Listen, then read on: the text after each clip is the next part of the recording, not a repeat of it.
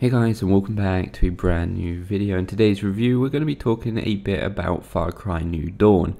Now before starting, let's get out of the way something very important, something that a lot of people probably don't realize, that this is not a full price game. This is a $39.99 game, and I feel like this is quite important to mention in this game because you can't actually tell, like, a lot of the time. Like, I got a review copy of this game, and I swear to God that until I actually looked it up on the internet or heard somebody else say it, I thought that this was a full-fledged game or a fully priced game, because it is a full-fledged game. I think it would probably totally be worth the $60.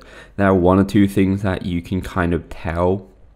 It could be a $40 game, but until I looked it up, I really didn't realize that this was not a full-priced game, because I pretty much almost platinumed the game before even looking this up. And you know, I did find obviously the story is quite short. You can get through the story in about 6 hours, and you can actually platinum the whole game in 10 to 13 hours. And I think that's like the only thing that kind of made me look. But as far as like the gameplay and content, secondary stuff, customization and all that stuff goes, it still does really feel like a $60 game, and I think that's really good.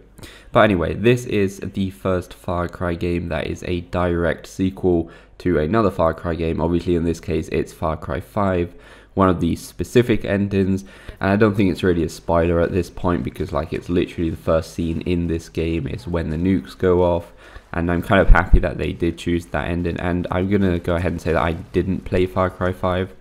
But I do know a bit about it. I know the bad guy, I know how it ended, or I know at least that ended. I don't actually know about the other ending.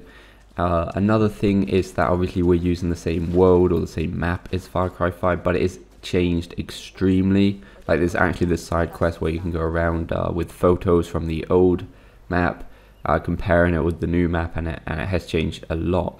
Now the map is quite small, or at least I felt like it was quite small, but I kind of prefer this kind of compact open world where it's just not an exaggeratingly huge world. I prefer this kind of compact and you know, just lively scenes.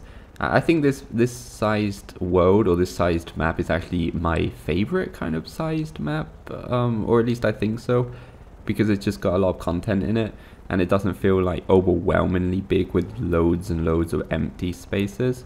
Obviously if you have played Far Cry 5 and you do know about the map from before, it may feel even smaller because you've already kind of visited or know the shape of it. I don't really know if it will feel smaller if you played Far Cry 5 or not. Obviously for me it is a completely new experience, and like I said, it does look extremely different from Far Cry 5.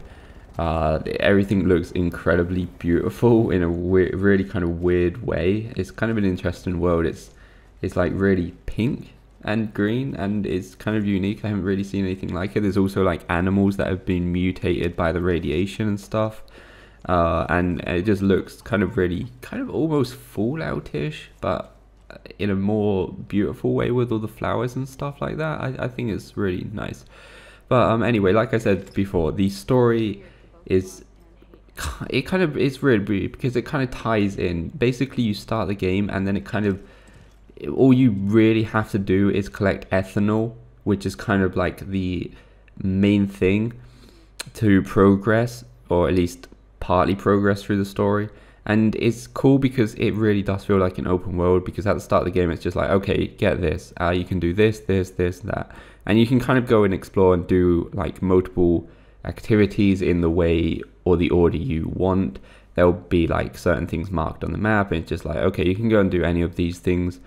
And you basically got 90% of the map unlocked from the very start, and it just feels like a true open world experience when you can just start the game and get the ethanol by the methods you want. You can liberate outposts, you can then redo those outposts in a harder difficulty to get more, and I really like that kind of feeling of open worldness. You can also go and rescue certain NPCs that then will become your companions, and there's a nice amount of companions. They're all unique and they will adapt to your playstyle. We've got looting companions, which is like the dog, which is my personal favorite. Then we've got like full-on attack ones like the boar.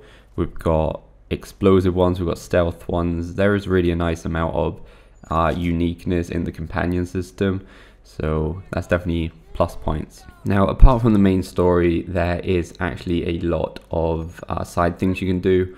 There's probably a lot more side things you can do than the actual story length. You can do treasure hunts. You can do the photo thing where you take photos around the map and see if you can line them up of how the country used to be. You can find MP3 players that will unlock new soundtracks. By the way, the soundtracks in this game, it's like pure rap, and it's kind of weird. I'm not a huge rap fan, but it kind of goes with the environment quite well for some reason. It's just really weird.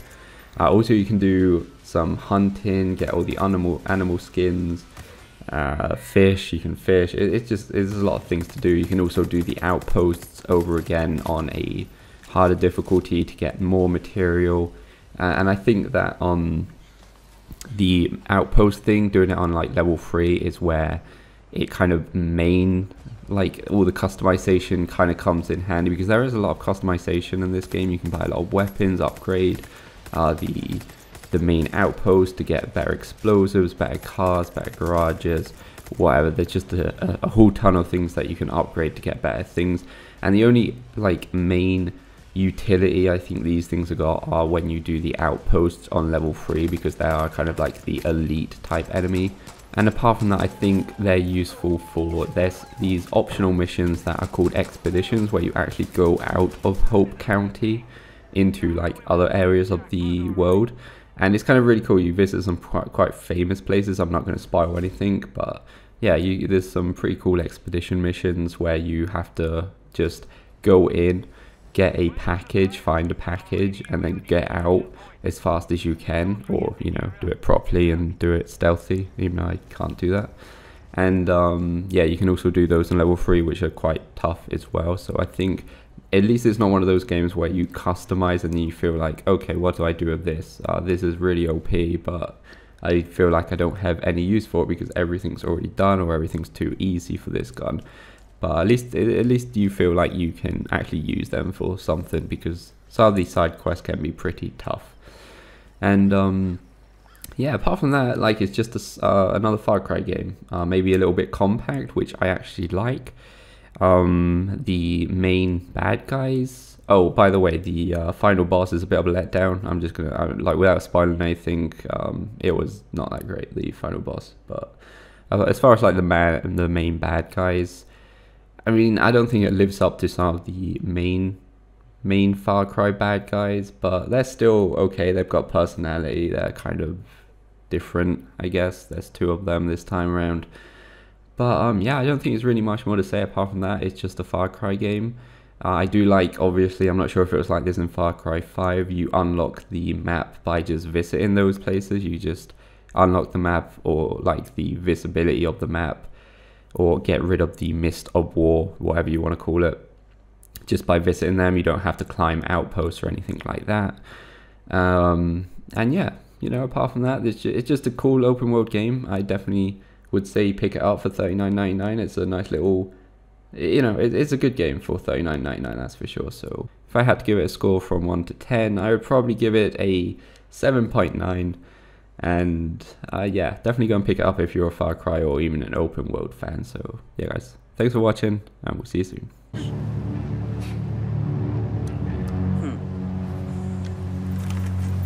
Okay.